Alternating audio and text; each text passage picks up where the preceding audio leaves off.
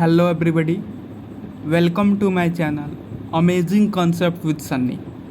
आज के क्लास में हम लोग अपने नेक्स्ट टॉपिक को जानने वाले हैं, जो कि है how is land distributed between the farmers of Palampur. कि लैंड कैसे डिस्ट्रीब्यूटेड है, पालमपुर के जो फार्मर्स हैं उनके बीच किस तरीके से लैंड डिस्ट्रीब्यूटेड है। इस टॉपिक को आज हम लोग जानने वाले हैं, समझने वाले हैं, ठीक ना। तो जैसा कि हम बता दें कि आपको पिछले वीडियो में क्या क्या हम लोगों ने चीज़ें पढ़ी थी। पिछले वीडियो में हम लोगों ने फार्मिंग इन पालमपुर पढ़ा था, ठीक ना। फार्मिंग इन पालमपुर, जिसमें हमने बहुत सारी बातें जानी थी। क्या जाना था? पहला पॉइंट हम लोग देखे थे, लैंड फिक्स्ड है, ठीक ना। लैंड क्या है? सीमित है, उसके अमाउंट को हम बढ़ा नहीं सकते, ठीक ना। फिर हम लोग देखे थे कि क्या कोई ऐसा तरीका है जिसके थ्रू हम क्या कर सकते हैं, लिमिटेड अमाउंट ऑफ लैंड में ही अपना प्रोडक्शन बढ़ा लें, ठीक ना। तो बिल्कुल तरीका था, उसमें मैंने आपको बताया था एक मल्टीपल क्रॉपिंग का तरीका बताया था। फिर हमने बताया था मॉडर्न फार्मिंग मेथड का यूज करके क्या कर सकते हैं, हम सेम लैंड में ही प्रोडक्शन को इंक्रीज करा सकते हैं। उसका बहुत सारा नेगेटिव इम्पैक्ट था, जिसको हम लोगों ने टॉपिक के जरिए समझा था। विल द लैंड सस्टेन, क्या लैंड सस्टेन करेगा? तो बिल्कुल नहीं करेगा। अगर इस तरीके की प्रैक्टिसेस कंटिन्यू चलती रही, ठीक ना, तो लैंड क्या होगा, ऑटोमेटिकली बैरन हो जाएगा, ठीक ना, फर्टिलिटी खो देगा, ठीक ना, और फ्यूचर जनरेशन के लिए भी बहुत मुश्किल हो जाएगा, ठीक ना। तो सारी चीज़ें हम लोग देख रहे थे। बहुत सारा डिसएडवांटेज था, ग्लोबल जो रेवोल्यूशन आया था उसका बहुत सारा डिसएडवांटेज था, वो सारी चीज़ें हम लोगों ने समझा था। अब जो हमारा क्वेश्चन है कि land distributed between the farmers of Palampur, किस तरीके से लैंड डिस्ट्रीब्यूटेड है, जो फार्मर्स है पालमपुर के, उनके बीच किस तरीके से लैंड क्या है, डिस्ट्रीब्यूटेड है, बंटवारा किस तरीके से है ज़मीनों का। तो जब आप देखेंगे, पढ़ेंगे, तो चीज़ों को जानेंगे कि लैंड जो है अन इवन वे में डिस्ट्रीब्यूटेड है। कैसे डिस्ट्रीब्यूटेड है वो? अन इवन वे में। अन इवन मतलब क्या कि बिल्कुल तितर बितर तरीके से क्या है, लैंड डिस्ट्रीब्यूटेड है, ठीक ना, बटा हुआ है, ठीक ना, अलग अलग फार्मर्स के बीच पालमपुर में, ठीक ना। इस तरह का क्वेश्चन आता है तो आपका जो पहला पॉइंट होगा, आपको यही लिखना होगा कि लैंड क्या है, अनइवनली डिस्ट्रीब्यूटेड है। अब इसको थोड़ा सा हम डायग्राम के जरिए आपको समझाने का प्रयास करेंगे, तो आपको क्लियर क्या होगी, चीज़ें पता चलेगी, ठीक ना। तो देखिए, इसको थोड़ा सा समझते हैं आप लोग ध्यान से। ये क्या है, पूरा लैंड है, ठीक ना। कहाँ का? पालमपुर का पूरा एक मतलब पार्ट है लैंड का, ठीक ना। जिसमें आप देखोगे कि क्या है, बहुत सारे छोटे छोटे लैंड हैं, ठीक ना। देख रहे हैं ना, बहुत सारे छोटे छोटे लैंड आपको देखने को मिलेंगे। और क्या होगा, बहुत सारे ऐसे लैंड है जो बहुत बड़े बड़े भी लैंड हैं, ठीक ना। बहुत सारे ऐसे क्या हैं, बहुत बड़े बड़े भी लैंड है, और बहुत सारे ऐसे लैंड है बहुत छोटे छोटे हैं, ठीक ना। तो इससे आपको ये चीज़ें पता चल जाती होंगी। देखिए, ये एक फार्मर का है, ठीक ना। ये देख रहे हैं ना, एक एक फार्मर ऐसे हैं जिनके पास बहुत बड़ा बड़ा ज़मीन है, और कुछ ऐसे फार्मर्स हैं जिनके पास छोटा टुकड़ा है ज़मीन का, बिल्कुल, ठीक ना। बिल्कुल क्या है, छोटा टुकड़ा है ज़मीन का, ठीक ना। स्मॉल फार्मर्स हैं, कुछ एकदम मीडियम साइज फार्मर्स हैं। जैसे ये सारे फार्मर्स क्या होंगे, मीडियम साइज फार्मर्स हो गए, ठीक ना। मतलब इनके पास ना तो ज़्यादा ज़मीन है, ना तो कम ज़मीन है। मीडियम साइज फार्मर मतलब क्या, जिनके पास ना ज़्यादा ज़मीन हो ना कम ज़मीन हो, मतलब एक मध्य में ज़मीन हो, ठीक ना। स्मॉल, जिनके पास एकदम छोटा छोटा मतलब छोटा टुकड़ा हो ज़मीन का, वो स्मॉल फार्मर्स हो गए, ठीक ना। लार्ज फार्मर्स उनको कहेंगे, बिग फार्मर्स उनको कहेंगे जिनके पास बहुत बड़ा बड़ा ज़मीन हो, ठीक ना, मतलब जिनके पास ज़मीन बहुत ज़्यादा हो, है ना। तो यहाँ पे देख रहे होंगे कि जब आप ये चीज़ें देखेंगे, इस डायग्राम को समझें, तो इसमें आप ये समझेंगे कि जो लैंड डिस्ट्रीब्यूशन है पालमपुर में, वो बिल्कुल अनइवन है, ठीक ना।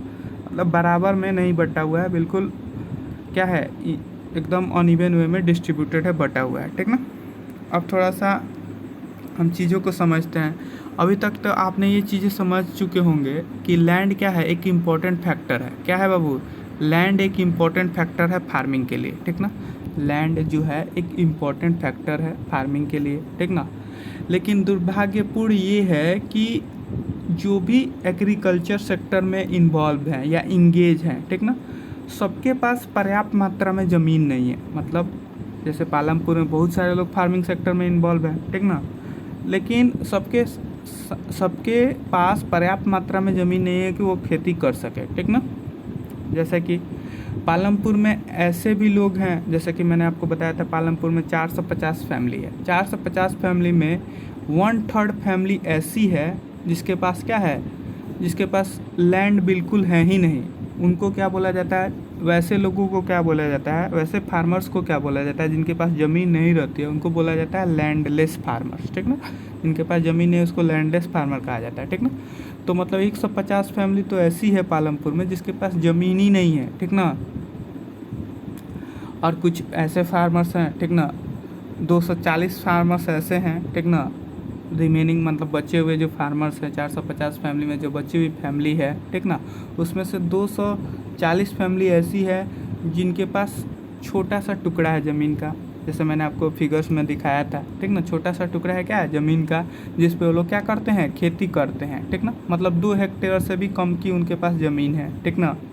2 हेक्टेयर से क्या है, कम की ही उनके पास ज़मीन है, ठीक ना।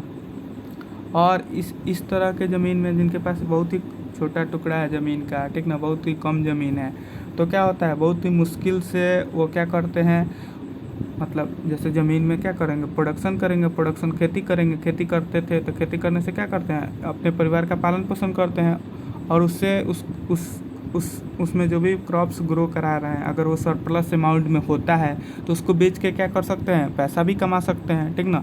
लेकिन जो स्मॉल प्लॉट होता है उसमें क्या होता है, ये जो पैसा इनकम वाले जो मतलब इनकम कमाने की जो बात होती है वो क्या होता है, बहुत ही मतलब उसमें क्या होता था, पॉसिबिलिटी बहुत ही कम रहती है कि स्मॉल प्लेट ऑफ लैंड से आप ज़्यादा से ज़्यादा इनकम कमा सको, ठीक ना। तो ये कि ये यहाँ पे दिक्कत है, ठीक ना। फिर हम क्या करेंगे, ये चीज़ें समझेंगे कि और भी बहुत सारे लोग हैं, ठीक ना। आप जब देखोगे डायग्राम देखे हैं तो उसमें आप चीज़ें समझ रहे होंगे कि जो हाफ एरिया है पूरे विलेज का, ठीक ना, जिसमें बहुत ही बड़े बड़े भूमि है, ज़मीन का बहुत बड़ा बड़ा टुकड़ा है, ठीक ना। तो 60 फैमिली ऐसी है पूरे विलेज में जिसके पास क्या है, मतलब मीडियम साइज फार्मर्स हैं, मतलब उनके पास ना तो ज़मीन ज़्यादा कम है ना तो ज़मीन ज़्यादा है, ठीक ना, मतलब मीडियम साइज में उनके पास ज़मीन है, ठीक ना। और कुछ ऐसे भी लोग हैं जिनके पास क्या है, बहुत ही ज़्यादा मात्रा में ज़मीन है, बहुत ही ज़्यादा मात्रा में 10 हेक्टेयर से भी ज़्यादा उनके पास ज़मीन है, ठीक ना। मीडियम साइज फार्मर्स किसको बोलेंगे, जिनके पास 2 हेक्टेयर से भी ज़्यादा, ठीक ना।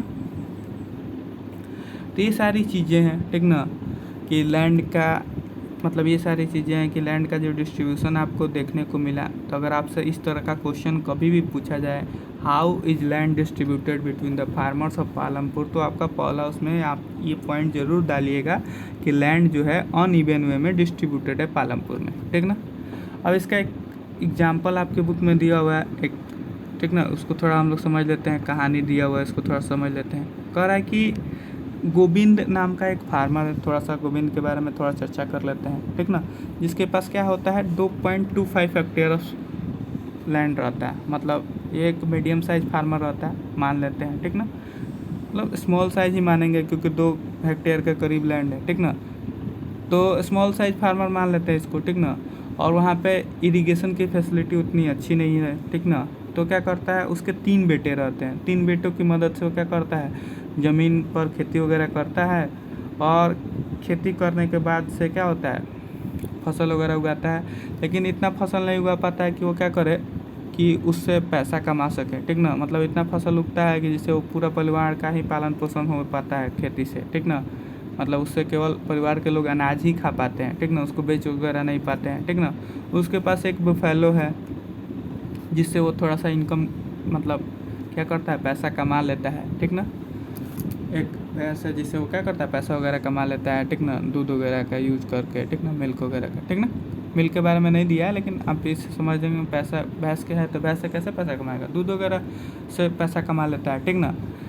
एक जब कुछ साल क्या होता है, गोविंद जब मर जाता है, ठीक ना, गोविंद के मरने के बाद से क्या होता है, जो लैंड होता है, जो 2.25 हेक्टेयर का जो लैंड रहता है वो क्या होता है, उनके 3 बच्चों में क्या होता है, डिवाइड हो जाता है, मतलब बांट दिया जाता है। जैसे आप लोग जानते हैं इंडियन सोसाइटी की बात आप लोग समझते होंगे कि पिताजी मर जाते हैं तो क्या होता है, जो भी पिताजी का जो धन जायदाद होता है वो क्या किया जाता है, बच्चों में बांट दिया जाता है। तो वही चीज़ें हुई, गोविंद मर गया तो उसके पिता जो भी मतलब उनके पास ज़मीन था वो तीनों बच्चों में बराबर बराबर बांट दिया गया, ठीक ना।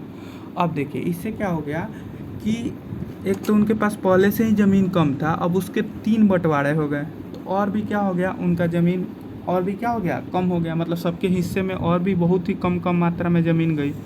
बहुत ही क्या हो गई, बहुत ही कम मात्रा में ज़मीन गई, मतलब 0.75 हेक्टेयर, 0.75 हेक्टेयर, 0.75 हेक्टेयर उनको ज़मीन मिला। अब क्या हुआ, अब वो लोग इरिगेशन को इम्प्रूव, मतलब मॉडर्न फार्मिंग मेथड का यूज़ भी कर रहे हैं, ठीक ना। इरिगेशन भी अब उनके सुधर चुकी है, लेकिन फिर भी क्या होता है, उतना खेती वो लोग नहीं कर पाते हैं, मतलब उतना फसल नहीं हो पाता है, क्योंकि जाहिर सी बात है ज़मीन क्या है, बहुत ही छोटा हो गया, ठीक ना। ज़मीन क्या हो गया, बहुत ही छोटा हो गया। तब उसमें ये प्रॉब्लम उन लोग को होती है कि इतने छोटे ज़मीन होने के कारण क्या हो गया, ये प्रॉब्लम देखने को मिली कि अब उनको क्या करना पड़ता है, अपना मतलब इतना इनकम तो कमा नहीं पाते हैं, इनकम नहीं हो पाता है, और उसके अलावा वो लोग क्या करते हैं, अब उनको क्या करना पड़ता है, दूसरे जगहों पर काम करने के लिए जाना पड़ता है, ठीक ना। क्या करना पड़ता है, दूसरे जगह काम करने के लिए जाना पड़ता है, एडिशनल वर्क ढूंढना पड़ता है, ठीक ना। तो आप इस चीज़ से समझ रहे होंगे कि जैसे जैसे क्या होता है, जब मतलब क्या होता है, जब बंटवारा होता है, ठीक ना, जैसे जैसे मतलब वंश बढ़ते चले जाते हैं, ठीक ना, वंश बढ़ते चले जाते हैं, तो उसमें क्या होता है, मतलब जैसे जनरेशन की बात करते हैं, एक पुश्त है, ठीक ना, माने कि आपके दादाजी हैं, ठीक ना, तो आपके दादाजी के पास बहुत सारे ज़मीन है, ठीक ना, बहुत सारे क्या है ज़मीन है, मानिए 10 हेक्टेयर का ज़मीन है।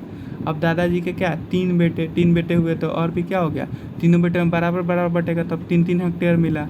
अब माने कि इस भाई के 3 बेटे, तो फिर इसमें 1-1 हेक्टेयर सबको मिले। तो मतलब मैं कहने का मतलब प्रयास ये कर रहा हूँ कि जैसे जैसे क्या होता है, जनरेशन वन जनरेशन से दूसरे जनरेशन जब हम मूव करते हैं, तो जो लैंड होता है, प्लॉट ऑफ लैंड होता है, ठीक ना, वो क्या होता है, धीरे धीरे कम होना शुरू हो जाता है, ठीक ना। मतलब वो जो होता है, प्लॉट ऑफ लैंड छोटा होना शुरू हो जाता है, मतलब प्रत्येक के हिस्से कम कम ज़मीन आती है, जिससे क्या होता है, वो पूरी तरीके से क्या होता है, डिपेंडेंट, मतलब पूरी तरीके से वो फार्मिंग पर डिपेंडेंट नहीं पाते, उनको और भी काम करना पड़ता है अपने परिवार का पालन पोषण करने के लिए।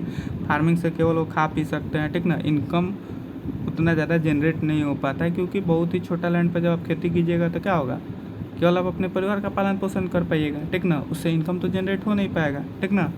तो ये सारी चीज़ें मतलब आपको एक स्टोरी के थ्रू बताने का प्रयास किया है, जिसको मैंने आपको क्लियरिफाई कर दिया, ठीक ना। उम्मीद करता हूँ कि आपको सारी चीज़ें इसमें समझ में आ गई होंगी। लेकिन जो आपका जो बेसिक इम्पॉर्टेंट थीम है, ठीक ना, क्या है कि अगर क्वेश्चन पूछा जाए कि लैंड किस तरीके से डिस्ट्रीब्यूटेड है, तो आप बताएंगे अनइवन वे में डिस्ट्रीब्यूटेड है। उसमें आप फिर से बताना शुरू कर देंगे कि 150 फैमिली ऐसी है जिसके पास ज़मीन ही नहीं है, 240 फैमिली ऐसी है जो स्मॉल साइज फार्मर है, मतलब उनके पास 2 हेक्टेयर की ज़मीन है। फिर आप क्या बताएंगे, 60 फैमिली ऐसी है जिनके पास क्या है, मीडियम साइज फार्मर है, मतलब उनके पास 2 हेक्टेयर से ज़्यादा की ज़मीनें हैं। और कुछ फैमिली ऐसी हैं, ठीक ना, जिनके पास 10 हेक्टेयर है, उससे भी ज़्यादा की ज़मीनें हैं पालमपुर में।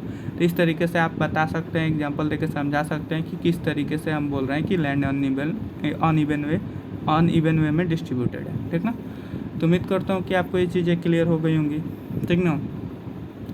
अब हम मिलेंगे नेक्स्ट क्लास में, ठीक ना, नेक्स्ट टॉपिक के साथ, जो कि है लेबर के बारे में, ठीक ना। क्या है, लेबर के बारे में है, ठीक ना, कि लेबर कौन प्रोवाइड करता है। अब जैसे फार्मिंग है, तो फार्मिंग एक ऐसा सेक्टर है जहाँ पे लेबर की ज़रूरत पड़ती है, ठीक ना। तो लेबर कहाँ से आते हैं, कौन प्रोवाइड करता है, ठीक ना, ये सारी चीज़ें हम लोग नेक्स्ट क्लास में समझेंगे, ठीक ना। देखिए, ये जो भी चीज़ें हम समझ रहे हैं, ठीक ना, ये जैसा कि हम चैप्टर शुरुआत किए थे, उसमें हम फैक्टर्स ऑफ प्रोडक्शन पढ़ा था। फैक्टर्स ऑफ प्रोडक्शन में पहला क्या पढ़ा था, लैंड, ठीक ना। दूसरा हम लोग क्या पढ़े थे, लेबर, ठीक ना, कैपिटल, उसका से फिजिकल कैपिटल पढ़े थे, और चौथा ह्यूमन कैपिटल पढ़े थे। तो हमने एक पॉइंट डिस्कस कर लिया लैंड के बारे में, ठीक ना। अब हम लोग डिस्कस करेंगे लेबर के बारे में नेक्स्ट क्लास में, ठीक ना। तो नेक्स्ट क्लास में देखेंगे, समझेंगे। तब तक के लिए ओके, थैंक यू।